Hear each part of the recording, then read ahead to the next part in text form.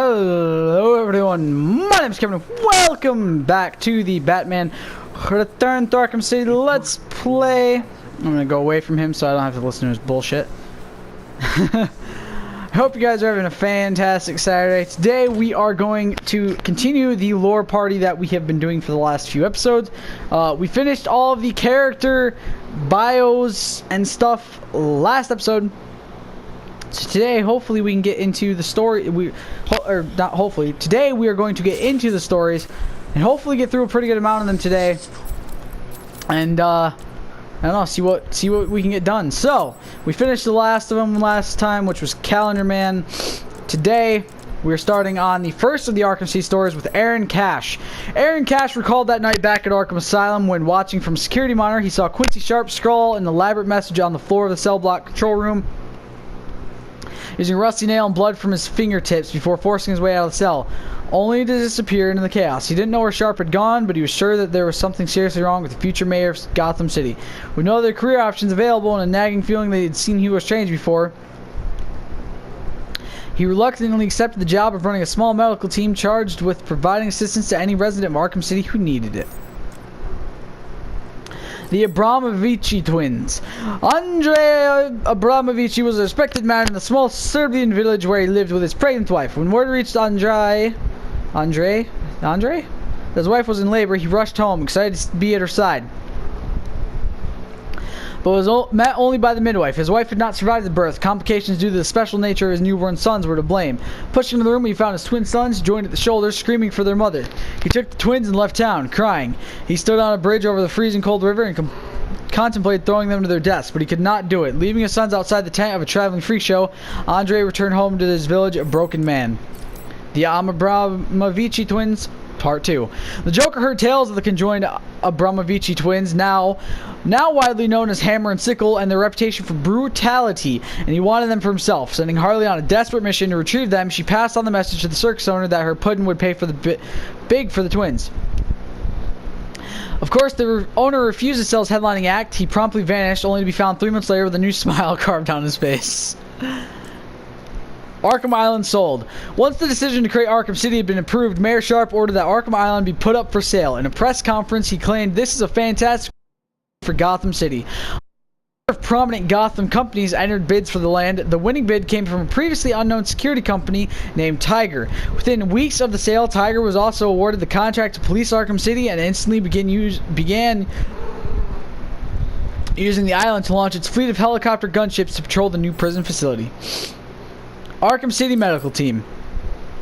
Cash chose the abandoned church building near the Solomon Wayne Courthouse to situate his medical team at, knowing that Strange was only providing the minimal amount of medical assistance to placate those campaigning against Arkham City. Cash was forced to beg for equipment and additional medical supplies.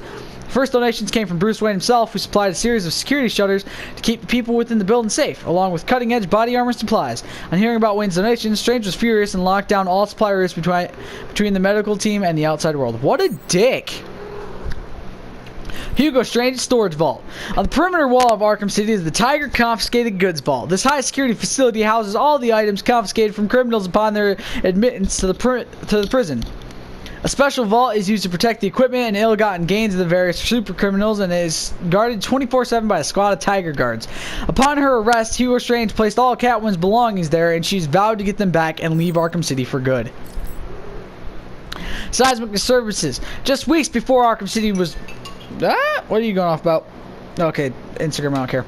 Just weeks before Arkham City was due to open for business, the streets and roads in the northeast of the facility were devastated by a series of unexplained seismic incidents. The large-scale subsidence left the street level of an entire district submerged underwater. Campaigners opposed to Hugo Strange's super prison demanded further investigation into the cause of the disturbances, arguing that this was further proof that the area was unfit under basic humanitarian grounds. However, Strange vetoed plans for an inquiry on his land. He provided his own experts to demonstrate that the seismic activity was a one-off event and maintained that the inmates had given up their rights to any decent standard of living. I mean, Compulsory purchase. Upon becoming mayor, Quincy Sharp presented Gotham City with his plan to create a super prison in the north of the city, claiming that the site was selected because it contained extreme areas of social decay and neglect. When Bruce Wayne spoke out at the consultation committee hearing, the mayor pointed out that his location was where Wayne's parents had been murdered decades before. The council passed the motion to create Arkham City and set about issuing eminent domain seizures, allowing it to purchase all the land within the site's walls. Sorry, the first row. Studying the Bat. Hugo Strange's obsession with Bruce Wayne and Batman was unbearable. He needed to know every small detail of how this man functioned to understand exactly what made him tick, so that he could finally destroy him.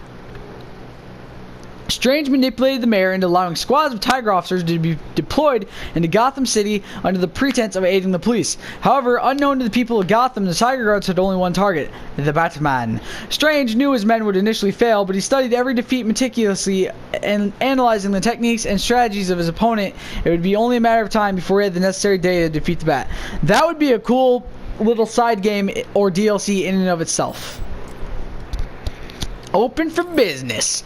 Mayor Quincy Sharp looked proud as he addressed Gotham on the night that Arkham City officially opened for business. As he introduced Hugo Strange to the mass of journalists, he felt sure that the hard work and sacrifices had been worth it. He could hardly believe that he had achieved so much in the 18 months since the events on Arkham Island. As the champagne bottle smashed against the wall, Strange whispered to him that he would soon have Catwoman and Two-Face arrested and brought to his prison. Quincy smiled. With Arkham City's construction complete, he was guaranteed the approval of the city, and with all the supervillains in his custody, the next target would be Batman, the person he blamed for everything. Bane.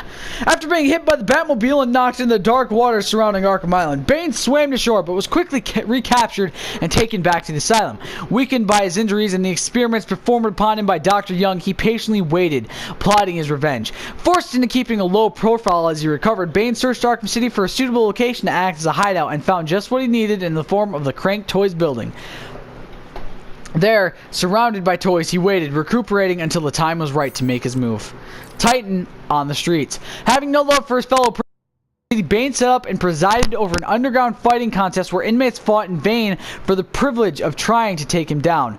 Word of these fights spread through Arkham, and the Joker sent Bane a little surprise. As Bane moved in for the kill, the Joker's henchman triggered a Titan injection that ripped through his body, transferring him into a monstrous Titan. Barely surviving the fight, Bane had a new problem. Somehow, Titan had found its way into Arkham City, and it was up to him to stop it from falling into the wrong hands, otherwise known as he wanted to get it all into his. Roman Sionis, aka Black Mask, is the first and only inmate to have escaped from Arkham City. Using explosives stolen from the Penguin, he waited until the Tiger Shift change, blasted his way through the containment wall, and went on the run in Gotham City. Furious, Hugo Strange ordered his Tiger operatives onto the streets to focus all their attention on finding Black Mask, who was finally recaptured after a violent siege at the meatpacking plant he owned. Promising that no one else would ever escape again, Strange fitted a series of automated machine guns to the walls of Arkham City designed to kill anyone else who dared to try. One sec. How much am I? Oh my god, I'm already like only 10 minutes through this and we finished almost 2 rows. Close Arkham City. As Hugo Strange was revealed as the public face of Arkham City, Batman attempted to uncover any information he could about the history of this mysterious figure. Convinced that nothing in Arkham City was what it seemed to be, Batman dug deeper and deeper but came up blank. It was as if all evidence of Strange had been wiped clean. One thing was certain, however: Strange could not have done this alone. Batman was determined to ensure that the site of his parents' death would not become a monument to Gotham's failure, and dedicated himself to shutting down Arkham City. Calendar Man. Julian Day, aka Calendar Man, had been locked in his cell in Arkham Asylum for a full year when he was moved to Arkham City. Unable to celebrate the passing holidays in his own inimitable style, he could do nothing more than just imagine what he would have done if he were free. In Arkham City, he quickly found the Solomon Wayne courthouse and claimed it as his own. Anyone who dared come in was overpowered and taken to a cell, where they remained until the next holiday, when Day would kill them. It was all going well until Two-Face arrived with a small army and took the courthouse for himself, locking Day up in a cell. Clayface. Basil Carlo, aka Clayface, used his ability to mimic the exact appearance of anyone to impersonate Quincy Sharp and escape from Arkham Asylum. On the run in Gotham City, Clayface has been forced to constantly change his appearance in order to stay one step ahead of Hugo Strange and his guards. His current whereabouts are unknown, except we know where they're at this point. The Falcone family, or the Falcone. Most media says Falcone. It's your choice how you want to pronounce it. The Falcones are America's oldest surviving crime family. Generation after generation has ruled the underworld with iron fists. Preferring to stay away from more colorful supervillain activities, they maintain legitimate business interests, including garbage collection and shipping companies. The current head of the family, Carmine the Roman Falcone, is feared by all and until recently had the city in his pocket, but something has changed. Quincy Sharp, the newly elected mayor and a man who should be afraid of him, was not. Carmine's attempts to intimidate Sharp had resulted in his henchmen mysteriously disappearing, and Sharp has struck back, with the Tiger Guards closing down Falcone's operations all over the city. A family business. As Hugo Strange's Tiger Guards grip on the city tightened, a Falcone family meeting was called. The choice was simple: stay in Gotham and face arrest and imprisonment in Arkham City, or leave. The younger members of the family argued that the Falcones run from no one, but in the end, it was the Romans' decision. The next day, the entire family packed up and left Gotham, heading to the relative safety of Bloodhaven. A sick plan, one of three. After Batman stopped him from escaping Arkham Asylum, the Joker sat alone in his padded cell, knowing something was wrong. The first sign was an unusual lump on his shoulder. He felt tainted. Weeks went by and 10 more unusual lumps appeared. The Titan had done something to him, something bad, something that wasn't funny at all. A sick plan, part 2. The Joker was dying. He knew it, and soon so would anyone who saw him. The last thing he needed was to appear weak before his rivals. So one day at lunch, the Joker took a spoon and dug out another inmate's eyes, knowing this would get him solitary confinement. He'd keep out of sight, at least until his transfer to Arkham City. The Joker needed an escape plan, and on the night of his transfer, Harley Quinn provided one. Disguised as an Arkham guard, she overpowered the Joker's escorts and stole her pudding away to a boat waiting on the island's quayside. Sick plan, part 3. As the boat carrying the twisted pair sped off towards Gotham, is joined by a second. A secret alarm placed by Batman had alerted him to the Joker's escape, and here he was in the Batboat pursuing the fugitives. They ignored his orders to stop, so Batman opened fire. As Harley steered the boat to shore, missiles ripped the hull to pieces. They swam, the weakened Joker being pulled through the water by a distraught Harley, desperate to save her pudding. She pulled the Joker out of the water to safety, somehow avoiding Batman's searchlight.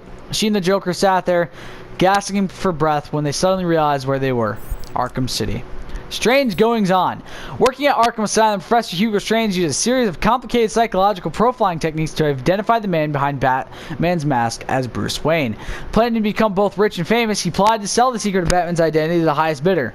Word spread throughout the criminal underworld that Batman's greatest secret was for sale. Before anyone could act on it, Hugo Strange vanished. Hugo Strange's experiments. How much more time do we have? Holy shit. 17 minutes. Now in charge of Arkham City, Strange continues his radical experiments into the workings of the human mind. During processing, Strange personally selects inmates that fit his criteria and has them taken away to his inmate behavioral analysis unit. Ibau. No, it doesn't work. No one knows what happens to the missing prisoners in that room except Strange himself. Sometimes they emerge lobotomized to roam the streets, but more often they are never heard from again. Some people believe that Strange brainwashes the missing thugs and turns them into his Tiger Guards, whereas others believe he has a deal with the Penguin and hands them to use his target practice. Jesus Christ. Gordon vs. Sharp, part 1 of 2. As the plans for Arkham City became public knowledge, Commissioner Gordon, incensed at not having been consulted over Mayor Sharp's decision, attempted to block construction with a court order. He failed. The Commissioner called on Batman and explained that he suspected corruption at the highest levels of Sharp's administration. It's Gotham, so it makes sense. Gordon vs. Sharp, Part 2. After losing his case against Mayor Sharp, Gordon was summoned to City Hall. Sharp tried to reason with Gordon, explaining that Arkham City would be something they could both be proud of, but Gordon held his ground. Sharp calmly stated that he understood Gordon's position and expected Gordon to quietly resign. Furious, Gordon stormed out. He might have resigned if he hadn't been talked out of it by Batman. Batman suggested attacking Mayor Sharp in Arkham City with a public campaign, headed not by Gordon, but someone with the money and profile needed to win popular support. Someone like Bruce Wayne. Holding Grudges, Part 1 of 3. Soon after his arrival in Gotham City, the Penguin decided to make an impression on the underworld elite with a gala opening for his nightclub, the Iceberg Lounge. He included the notorious Joker, whose appearance would surely impress the crowd. When the Joker arrived, Harley Quinn on his arm and a dainty flower in his lapel, the Penguin was thrilled. He was hosting the sinister soiree of the century until a clumsy waitress spilled her drink on the Joker. The laughing Joker aimed his flower and an fell to the girl's face. As alarmed patrons fled the scene, a cold, dark rage at the Joker curled inside Penguin. Holding Grudges, Part 2 of 3. The Joker eagerly returned to the Iceberg Lounge a few weeks later, but was insulted to find his name was not on the guest list. Willing to overlook this obvious mistake, he shot the doorman on his way and kicked his feet up at a table and ordered a glass of warm milk. He was pleased when alongside the milk was a summons to the club's VIP section. Led to a back room past a tank where Tiny the Shark circled, the Joker happily greeted the Penguin, who promptly pushed him out of a door onto the street. The Penguin squawked out that the club had a new no clowns policy before slamming the door. Holding Grudges, Part 3 of 3. After arriving at Arkham City, the Joker and Harley Quinn were eager to explore their new stomping ground. Reflecting that years had passed since the Penguin banned Joker from the club, they sought out the blue neon lights of the Iceberg Lounge. Harley pounded on doors, certain that Cobblepot would let bygones be bygones. The Penguin answered, a hulking guard at his side, and immediately reminded them of his no clowns policy. He just managed to close the door before the acid from Joker's flower shot out in his face. A killer in the sewers. In order to remove Waylon Jones, aka Killer Croc, from the sewers below Arkham Asylum, Strange ordered a squad of Tiger Guards to lure him out using body parts from deceased inmates. Although this strange strategy proved unsuccessful, the team was able to subdue Croc when he emerged from the sewers looking for food once the supply of bodies had run out. The Mad Hatter, Part 1 of 2. Disgusted at the crimes Jervis Tetch committed in the guise of the Mad Hatter, Quincy Sharp decreed that Tetch should never see the outside world again. For months, Tetch was locked in solitary confinement deep in the bowels of Arkham Asylum's maximum security wing, locked up in the dark without his hats, his tea, and most importantly, his Alice. Tetch's mind crumbled. Professor Hugo Strange became fascinated by Tetch's case, taking particular interest in Tetch's mind control experiments. Strange manipulated security procedures, allowing him full access to Tetch behind the warden's back. The Mad Hatter, Part 2 of 2. If Hugo Strange's plans were going to work, he needed a way to control Quincy Sharp. Having worked with Tetch for months, he had refined and perfected a psychoactive compound that would make anyone who ingested it more malleable and open to suggestion. The next day, Strange invited Sharp to join him for tea at his office in the administration building. Maroni family. The Maroni family has long been at war with their arch-rivals, the Falcones. In a constant game of one-upmanship, each family has been hurt, sons and daughters have been killed, businesses have burnt to the ground, and still it goes on. Determined to win the war once and for all, the Maronis met in their family restaurant and talked into the night. Little did they know that as they talked, they were surrounded by Carmine Falcone's men who opened fire, killing almost everyone within. With their leadership gone, the surviving Maronis have all been incarcerated in Arkham City. That's already page 1 of Arkham City stories done. We have 12 and a half minutes left on this. This could be the last episode. Maxi Zeus. Not every building in Arkham City was in disrepair before the mega prison was constructed. One operating building was the Gotham City Olympus nightclub, originally owned by Maxi Zeus. Although Maxi disappeared in Arkham Asylum after one too many rounds of electroshock therapy, the club kept running in his absence, leading some to think Maxi hasn't gone far. A Cold Start, Part 1 of 2. Oh, give me a sec, guys. Oh, sorry. I'm losing my voice with how much I'm talking. And my throat is dry and stuff.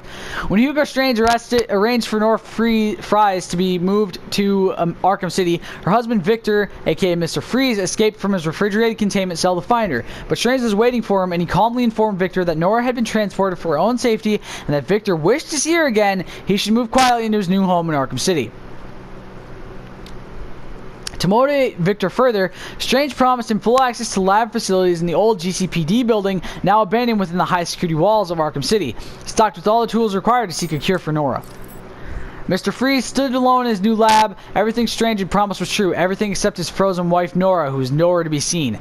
Furious, Freeze upgraded the suit's weapon system, arming himself to force Strange to give him back his wife. Waiting until dark, he marched out of the GCPD, only to be ambushed by a squad of Tiger operatives with orders to take him to Professor Strange. Illegal operations. While in residence at Arkham Asylum, Hugo Strange experimented on prisoners as part of the process, leading him to unlocking the workings of the mind in order to control it. In order to cover up his experiments, he arranged for these poor individuals to be lobotomized, locked in the cells, and forgotten. It was during these experiments that Strange perfected his ability to place post-hypnotic suggestions in the minds of his victims, a technique he used to guarantee absolute loyalty from his hand-picked Tiger Guards. After escaping from custody, the Joker released the lunatics and allowed them to roam free across Arkham Asylum in an attempt to stop Batman. The Cobblepot Feud, Part 1 of 5. At the opening of the Cobblepot Towers, Henry Cobblepot, print magnate turned hotelier, looked at his latest hotel, determined to outclass the also newly opened Grand Wayne Plaza. Desperate to ruin his rival, Judge Solomon Wayne, Henry Laughter reports that the people of Gotham preferred the restrained splendor of the Wayne Hotel to his own locations. He swore that the Cobblepot hotels would be the premier destinations of the world. He was wrong, and it cost him both his fortune and his health. On his deathbed, Henry left the remains of his fortune to his son, Stanley Cobblepot. Stanley vowed to outdo the Wayne family and their empire, now headed by Alan Wayne. Part 2. Stanley Cobblepot instigated a very public feud with the Wayne family. As the Wayne business empire extended to include hotels and other public buildings, Stanley was determined to outdo them, pouring more and more money into his fledgling hotel business, to the detriment of the newspaper business and his relationship with his own son, Oswald. As Stanley's businesses crumbled around him, he sent Oswald to school in England. Feeling abandoned and picked on by his peers for his homely appearance, Oswald skipped class after class, preferring the company of the thieves and scoundrels he met on the streets. By the time his father's empire collapsed, Oswald had vanished. Part 3 of 5. When the council decided to shut down the God, I can't even speak right now. Pinckney Natural History Museum, they sold this historic structure to the highest bidder. Located in a deteriorating part of the city, many investors passed up on the opportunity, but for Oswald Cobblepot, this was exactly what he wanted. He purchased the building and established this as his base of operations.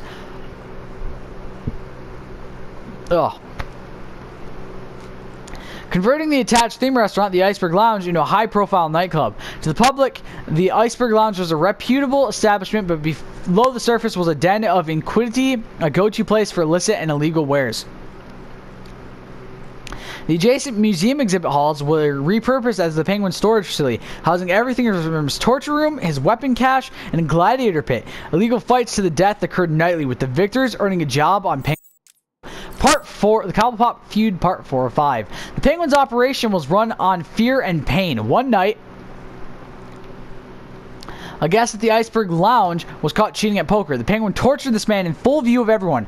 A friend of the man grabbed a beer bottle, smashed it on a table, and attacked, driving the bottle hard into the Penguin's face. As the Penguin screamed, the attacker and his friend were dragged away to a private torture room. Cobblepot was examined by the finest doctors in Gotham City, but the prognosis was always the same. Removing the bottle could be fatal. And finally, the Cobblepot Feud, Part 5. When the Penguin received the eminent domain seizure from City Hall ordering him to vacate the Iceberg Lounge, he replied with a letter telling Major Sharp that no one tells Oswald Cobblepot what to do. He'd bought this property legally and the city could find somewhere else to stick their goddamn prison. Added for emphasis, of course. On the day that the perimeter wall was due to be completed, the GCPD were dispatched with backup from Tiger Guards to forcibly reclaim the building. The Penguin orders men to fire at the police, killing 3 veteran officers. With the Penguin's criminal nature no longer in dispute, Mayor Sharp ordered the wall closed, trapping the Penguin and his gang in Arkham City. Poisonous Intent, Part 1 of 2. Ready to turn over a new leaf, Pamela Isley rejected her poison ivy persona and opened a small flower shop in the back streets of Gotham. Surrounded by plants, she was content for a while, but society continued to mistreat her babies, and eventually, she snapped. Sis snapped, homie. A man came to buy flowers for his wife, obviously feeling guilty about having been unfaithful. Pamela smiled and handed over an elaborate bouquet. The plants came to life, rapidly growing onto a screaming face and piercing his skin with toxic. Pamela laughed. Poison ivy was back. Poisonous Intent, Part 2. After being given an overdose of Titan by the Joker, Poison Ivy was left to die in her airtight cell by Warren Sharp, who blamed her for the mass destruction of Arkham Island.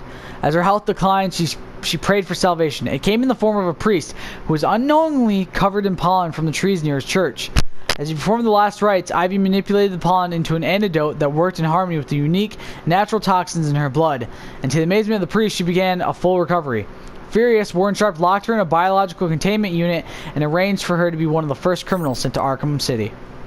Election time! Quincy Sharp claimed to have been instrumental in stopping the riot at Arkham Asylum, stirring a tide of public admiration. Throughout his mayoral campaign, Sharp repeatedly told voters that he would never allow their safety to be threatened by criminal scum. His victory was assured when he announced that he would create a new high-security prison that would forever separate the good people of Gotham City from the bad. Once elected, his first move was to put the relatively unknown psychiatrist, Professor Hugo Strange, in charge of the whole facility. The Rat Catcher.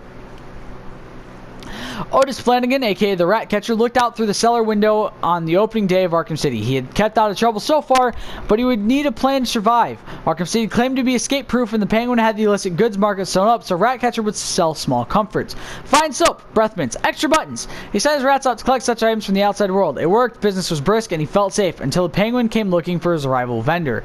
Flanagan was dragged screaming through the streets of Arkham City, followed by trail of rats in the museum, and never to be seen again.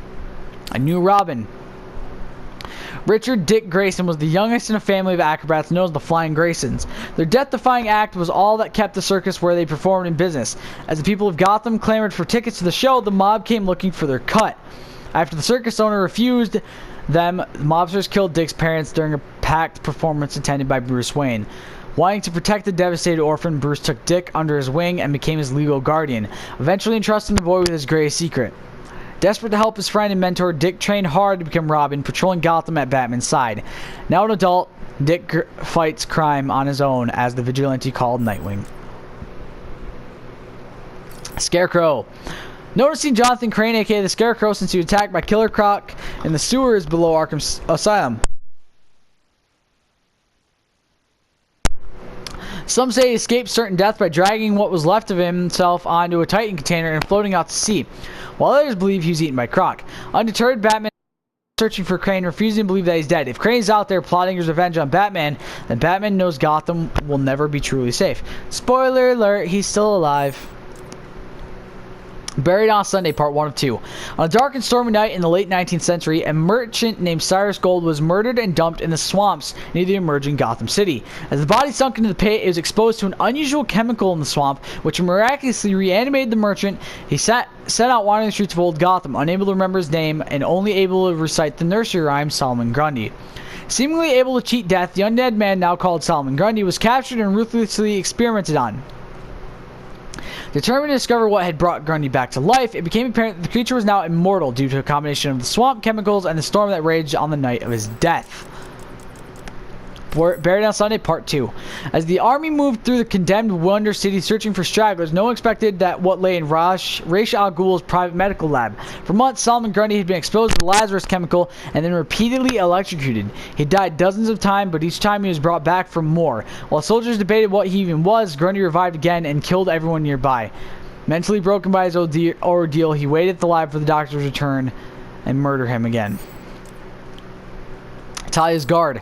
Even though she's a fearsome warrior in her own right, as Ra's al Ghul's daughter, Talia is always shadowed by a secretive order of highly trained female protectors known as the Elite Guard. Each individual guard is chosen generations in advance and trained from birth to be the best of the best, easily capable of holding her own against 100 men. Brokering deals. Sherman Fine, aka the Broker, has carved out a lucrative business in Gotham City by being the go-to guy to purchase property. Mainly hired by the criminal underclass, Sherman will find and arrange all the necessary paperwork to ensure that the deal will go untraced while providing exactly what the client needs. In the past, he's purchased rooms on behalf of the Great White Shark, Mr. Zsasz, and the Joker. When planning his revenge on Batman, the Riddler took advantage of the Broker's services to secure the buildings that would later house his challenges. Scarface, part 1 and 2. The original Scarface puppet was carved from the old gallows tree at Blackgate Prison, and eventually fell into the hands of the meek Arnold Wesker, who disappointed his mafia family by showing more interest in ventriloquism than gunplay. Scarface became an unlikely mob boss in Wesker's hands until Wesker was locked up in Arkham Asylum without his precious puppet. Forced to improvise, he scrounged up materials for a new Scarface, one left mute upon Wesker's departure from the asylum. When the Joker took over the asylum, he discovered Scarface in lockup and took a liking to the puppet. Scarface quickly received a garish paint job, or repaint, and a new voice, complete with a demented laugh and a twisted sense of humor. Scarface, part 2.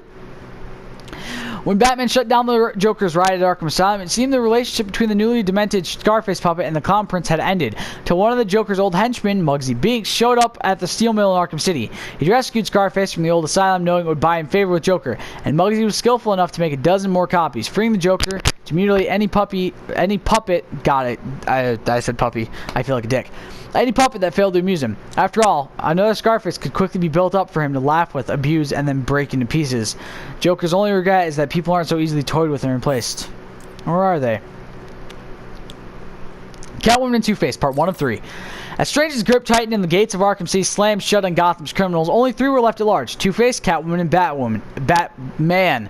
Catwoman sat in her apartment debating whether to flee when her phone rang. On the other end, the unmistakable voice of Two-Face. "Sorry, kitty cat, but one of us had to go down." Suddenly, tiger guards were at her door.